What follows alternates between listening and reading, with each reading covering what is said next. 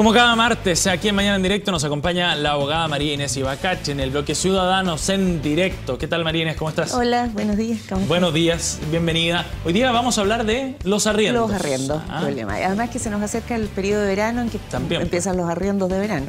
Temas y detalles de estos contratos que no solo tienen que ver, como decías tú, con los arriendos fijos de largo plazo, sino con aquellos más también de corto plazo. Además, o de diciembre temporada. suele ser fecha de término de muchos contratos, que la gente está empezando nuevos contratos. Así es. Vamos con el detalle entonces. Vamos con el detalle. ¿En qué hay que fijarse para al momento de fijar estos contratos? Bueno, lo primero, tener en cuenta que el contrato de arriendo es un contrato consensual, que se llama. Es decir, se acuerda solo de palabra.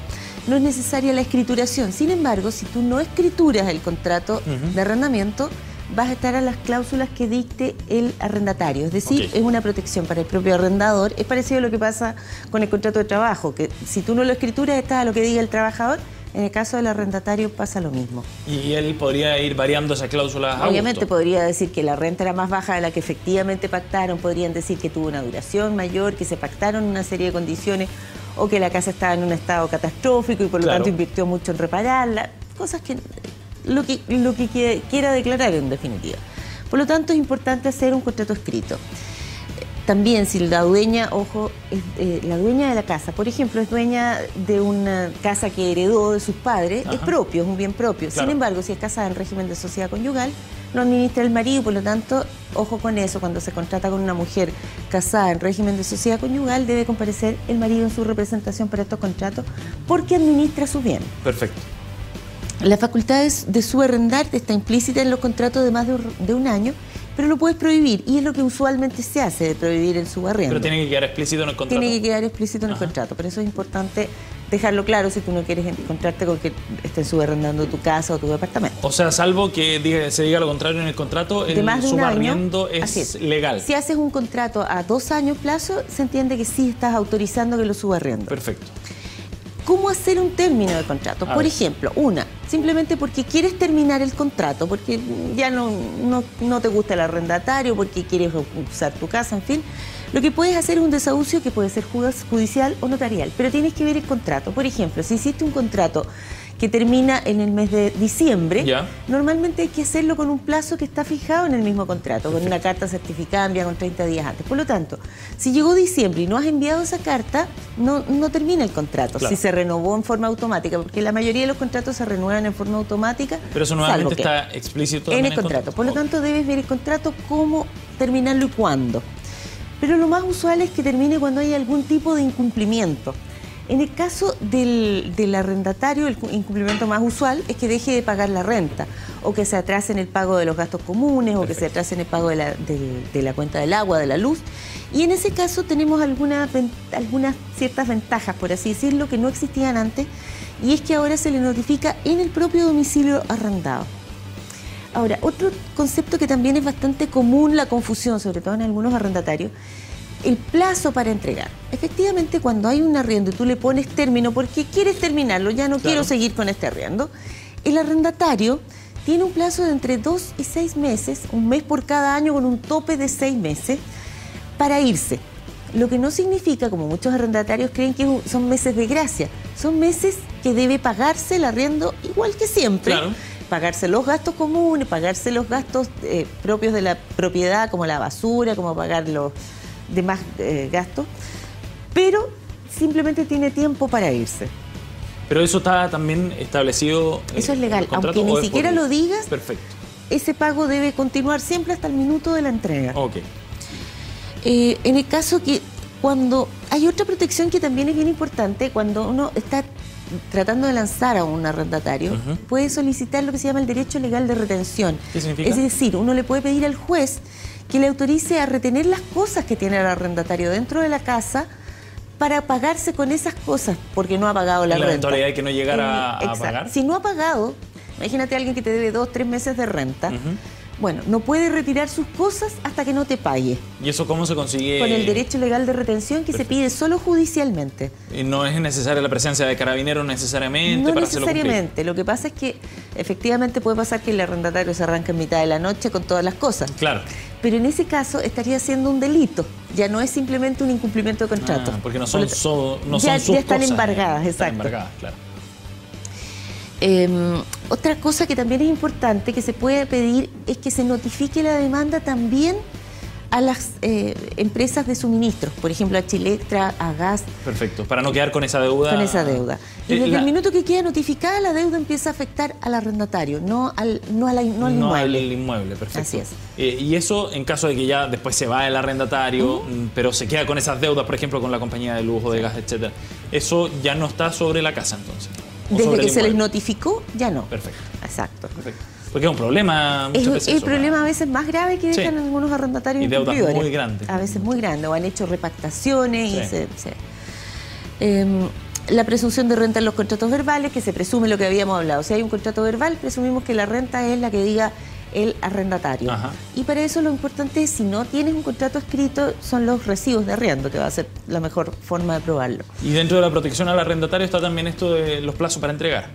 Los plazos para entregar, y hay otra que es bien importante. Muchas veces algunos arrendadores, cuando quieren que se vaya el arrendatario, no le reciben la renta. Entonces lo demandan por no pago las rentas. Eso es bastante común, es una especie de trampa. Sin embargo, en ese caso, la defensa que tiene el arrendatario es pagar directamente en tesorería. Es una cosa súper simple. Se puede incluso pagar por internet. Mira. En tesorería, con los datos del arrendador, el nombre, el RUT, la dirección, claramente especificado, se hace un pago directamente en la tesorería. Como en custodia. Y queda en custodia hasta que lo retire el dueño. Perfecto. Se le avisa, se da por pagado, cumplió su obligación. Por lo tanto, no existe excusa, digamos, para no pagar el arriendo. Claro. Y debe pagarse en esta forma, que es muy simple. ¿Y cómo se aplican todos estos puntos al caso de los contratos por temporada, en estos arriendos? En el caso de los arriendos por temporada, hay algo un poquito diferente. ¿Hay una regulación distinta? No es que esté regulado de manera tan diferente, se regula igual. Lo que pasa es que hay un tema práctico que es distinto. No es lo mismo arrendar, hacer un contrato con todas las formalidades que eso implica para alguien que va a vivir a largo plazo, que hacerlo por un arriendo que va a durar 2 o 3 días. Y la ley no establece diferencias especiales. Por lo tanto, la precaución cuando hagamos un contrato de arriendo para la casa de veraneo, de todas maneras es tener un contrato escrito, porque va a ser nuestra defensa. Segundo, en muchos casos no se hace ese contrato porque se arrienda por internet, En ese caso es importante verificar que la persona que nos está arrendando sea efectivamente el dueño. Primero, que la casa también exista, que también es una cosa que ha pasado. Tú ves que arriendan casas que simplemente no existen. Que no existen, claro. Ponen fotos imaginarias, internet aguanta todo. Por lo tanto, es importante eso. Y tercero, en algunos casos conviene arrendarla a través de empresas que se dediquen al arriendo, empresas que tengan un domicilio conocido, que tengan un representante, alguien que en definitiva con quien pueda entablar una demanda, con quien pueda defenderme. Perfecto. En el caso de los subarriendos, María, a mí me quedan algunas dudas que tienen que ver con de qué manera o a qué montos, por ejemplo, se puede establecer un subarriendo. El subarriendo es libre. El arrendatario es como un dueño, por así decirlo, y puede arrendarlo en el precio, en el monto que sea. Y de hecho pasa con alguna frecuencia en algunas casas más grandes, en que la arrienda una persona y la subarrienda, por ejemplo, para estudiantes que están en intercambio y arrienda cada pieza para una persona. Sin embargo, pasa también que ese arrendatario a su vez no paga el arriendo. Claro. Y lo que pueden hacer los subarrendatarios es subrogarse y pagar esa renta y después cobrársela al arrendador, porque es un tremendo problema que los lancen a personas que están al día en sus pagos. Exacto, claro. Sí. Así es. Hay multas también para los subarrendatarios que no pagan su renta, los subarrendadores, se le pueden establecer multas. Y también en el caso del arrendador que no te da recibos de arriendo, se le puede demandar el cobro de multa y por supuesto puede dar por terminado el contrato. Y lo más importante, pagarlo directamente en tesorería es una forma mucho más clara y segura de pagar cuando tu arrendador no está cumpliendo la obligación de dar recibo o se niega a recibir. Ahora, ¿qué pasa con el tema de los impuestos en relación a esos arriendos precisamente? En el caso de los arriendos de inmuebles amoblados, generan pago de IVA. ¿Se considera un servicio? Es un servicio y hay que pagar IVA, independiente que tú no seas una empresa. Ahora, ¿cómo hacerlo? Es bastante simple. Se va con un certificado de avalúo de la propiedad al Servicio de Impuestos Internos que te quede más cerca. Ellos te van a calcular, te van a hacer un giro de cuánto tienes que pagar de IVA por ese arriendo. Perfecto. Ha pasado que hay fiscalizaciones. Lo que pasa es que la mayoría de la gente no paga este impuesto, porque arrienda la casa por 15 días, por un mes, entonces no, como que lo encuentra que es medio ocioso. Sin embargo, hay personas que hacen prácticamente una forma de vida del verano de arrendar sus casas que las usan durante el invierno, pero en el verano es mucho más ventajoso arrendarlo. Y en ese caso hay fiscalización del servicio y las multas pueden ser importantes. Ajá. Y ahí también corre entonces como el pago de IVA con ese trámite. Si está amoblado el inmueble hay que pagar IVA. Perfecto. Y hay que hacer el trámite. En los casos en que no esté amoblado, no en el caso que no está amoblado, pero las casas de veraneo siempre son amobladas. Aun cuando sea negocio, ¿sí? O sea, el arriendo para generar renta en el fondo.